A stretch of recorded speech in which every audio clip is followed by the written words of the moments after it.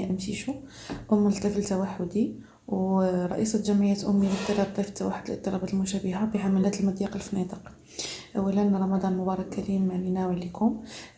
ثانيا كنبغي نشكر خلية الدعم النفسي التابع لكلية الآداب والعلوم الإنسانية بالمحمدية تحت إشراف الدكتورة خلود السباعي اللي تحت لي هذه الفرصة باش نتقاسم التجربة ديالي معكم ومع الأمهات اللي عندهم وليدات عندهم اضطراب طيف التوحد. التجربة ديالي بدات في 2012. كان الطفل ديالي عنده 2 سنين.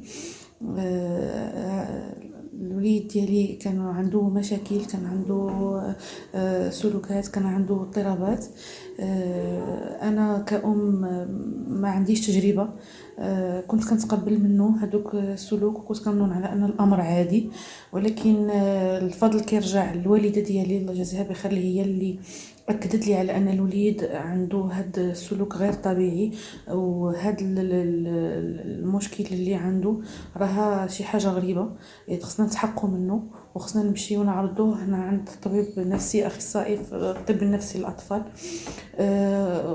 في الاول طبعا كنت كنرفض وكنتهرب، ولكن من بعد رضخت الامر الواقع لان شفت عند الحق. مشيت دوزت عند الطبيب الاخصائي النفسي، مشيت لعنده واكد لي على ان الوليد ديالي عنده اضطراب اللي هو طيف التوحد، واللي في البدايه ديالو هو ان الوليد ديالي راه عنده مشكل، وهذا المشكل غيستمر معاه مدى الحياه اللي هو هذا الاضطراب. كانت صدمه كبيره بالنسبه لي وبالنسبه للاسره كامله، لان اضطراب طيف التوحد في 2012 ما كنتش كنسمع عليه، ما كنتش عارفاه، ما كانش ربما كان باين وكان معروف، ولكن بالنسبه لي انا ما كنتش عارفه. كذلك الاسره ديالي ما كانتش عارفه. بقيت في دوامه من الاسئله: واش ولدي غادي يتعالج؟ واش هذا عنده علاج؟ واش هو مرض؟ واش هو شنو هذا التوحد؟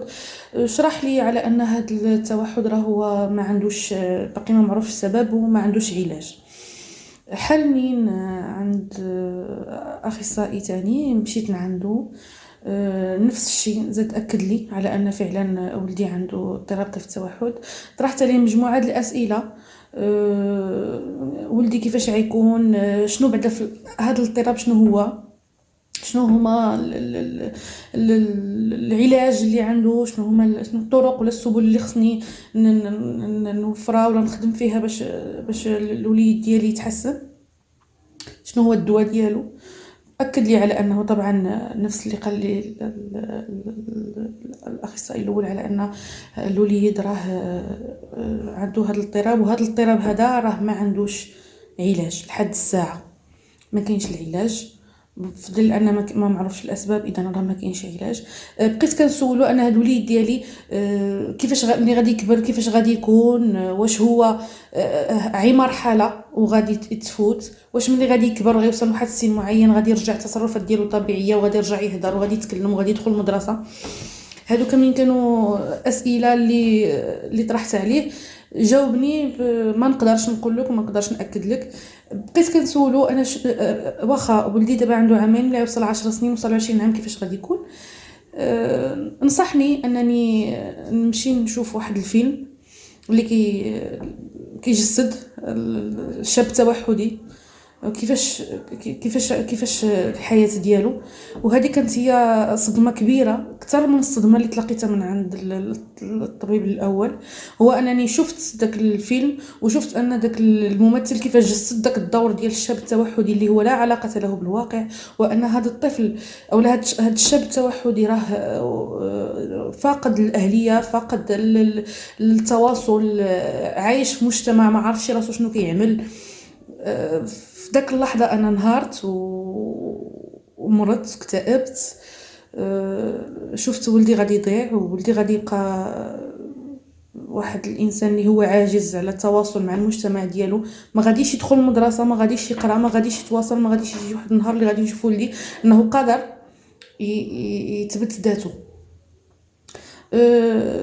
كانت مرحله اللي هي صعيبه، والحمد لله اللي كرمني الله بأسرة اللي هي متفاهمة، الوالد الوالدة الأخت الأخوات الإخوان ديالي كاملين الله يجازيهم بخير وقفوا معايا، وهما اللي فيقوني من هاد الصدمة وقالوا لي إلى متى بقات كتشوف ولدك هكا، راه خصك تنوض، لأن انتينا كتسمع هاد الاضطراب ولا هاد المشكل راه ما عندوش شي علاج. شنو الحل؟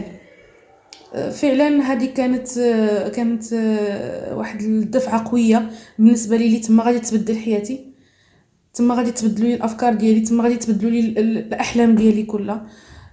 كنت وقفت دراسه، من بعد رجعت كملت ورجعت كنبحث، رجعت تكونت في مجال التوحد، تكونت مع اخصائيين مصريين، مع اسبان، مع مغاربه، مع مجموعه ديال الخبراء اللي هما معروفين، وحصلت على مجموعه الشواهد منهم، شهاده اخصائيه تدخل مبكر اللي فادتني بزاف.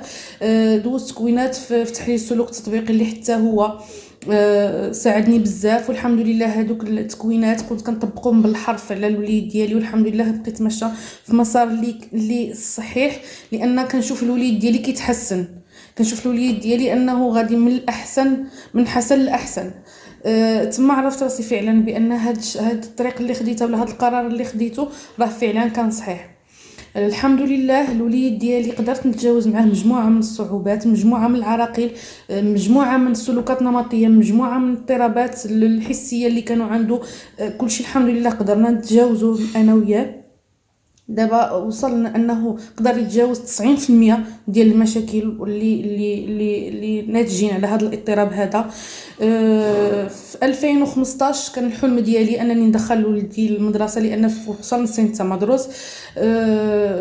اكيد هذاك في 2015 ملي بغيت ندخل المدرسه كان مشكل كبير بالنسبه لي، لان ما قبلتوش المدرسه، لان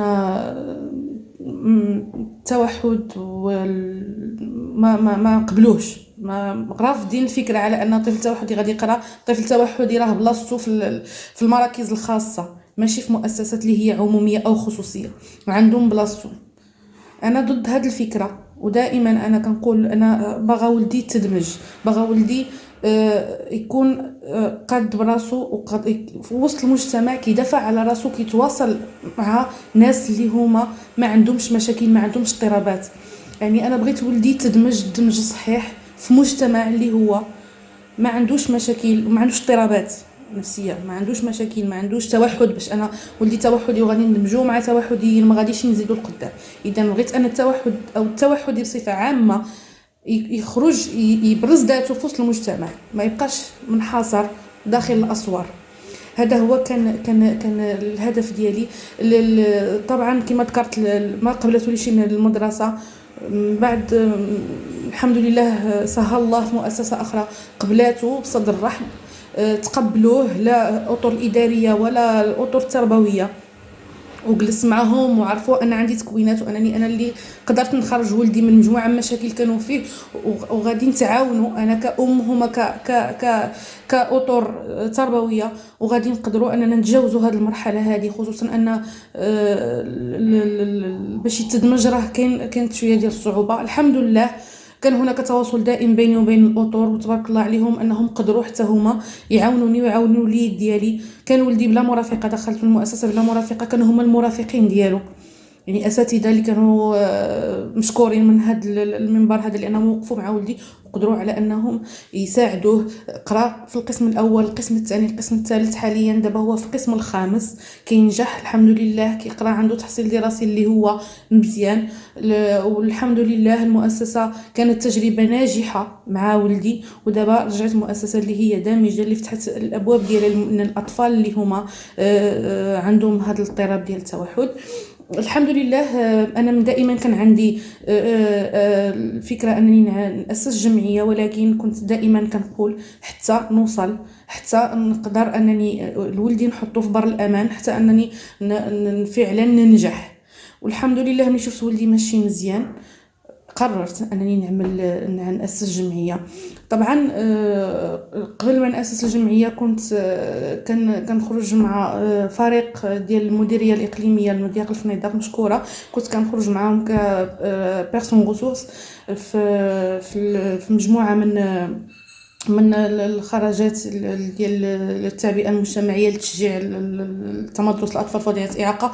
والحمد لله ملي كنت كنتلاقى مع الامهات في المؤسسه التعليميه كان كيكون كنت كنقدر انني نحفزهم، كان كيكون هناك تجاوب. هادشي اللي زاد شجعني وخلاني ناسس الجمعيه. الحمد لله اسست الجمعيه وباش نحقق الحلم هو تمدرس الطفل التوحدي داخل المؤسسه التعليميه.